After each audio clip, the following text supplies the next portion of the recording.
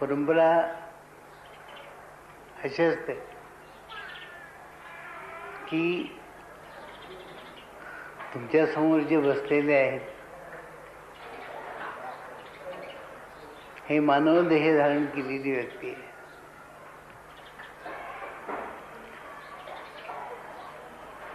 मानव हा कोणाचाही गुरु होऊ शकत नाही. तर ही गुरुपरंपरा कशी निर्माण झाली तर वैराग्यातून, तपश्चर्येतून या देहाला एक प्रकारची शुद्धी येते. आणि ही शुद्धी झाल्यावर परमात्माने जी गुरुशक्ती निर्माण केली आहे ती शक्ती ह्या देहामध्ये वास करून राहते. आणि मग त्या व्यक्तीला गुरुस्वरूप येते. तोपर्यंत मानवी देह हा कोणाचाही गुरु होऊ शकतो.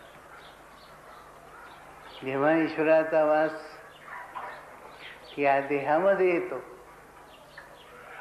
किंवा झाला असलेला वास प्रगट होतो त्याच वेळेला ही गुरुशक्ती प्रगट झाली असं मानलं जातं. मग यांच्या मुखातून निघणारे वाक्य, यांनी दाखवलेला मार्ग हा सर्वोत्तम. गुरूंचं महिमान लक्षात जर घेतलं असेल की जे अवतारी पुरुष होऊन गेले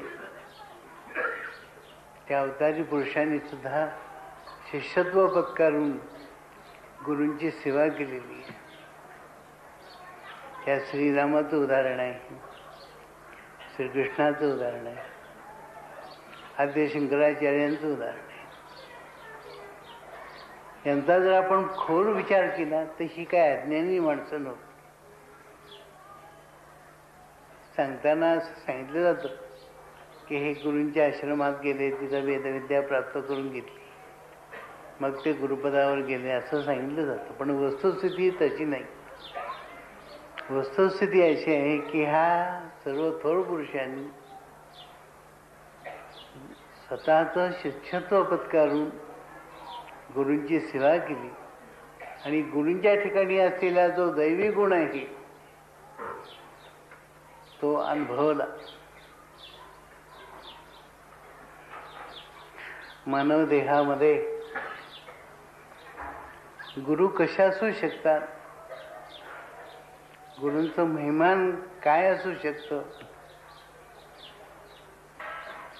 हे अवतारी पुरुषांनी स्वतः अनुभवलं असल्यामुळं ही गुरु शिष्यांची परंपरा सुरू झाली.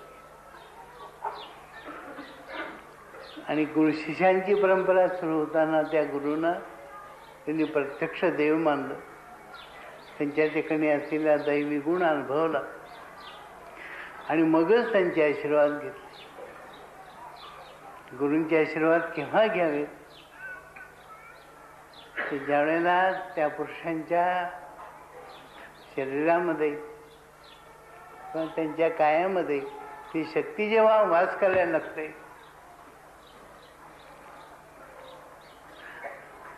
ती जी शक्ती आहे तीच ईश्वराची शक्ती मानली जाते.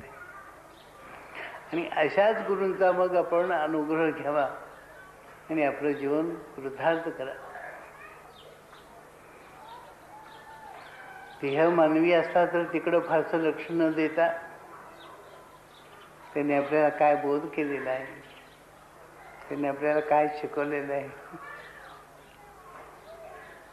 त्याप्रमाणे आपण जास्तीत जास्त वागण्याचा प्रयत्न करणं गरजेचं आहे.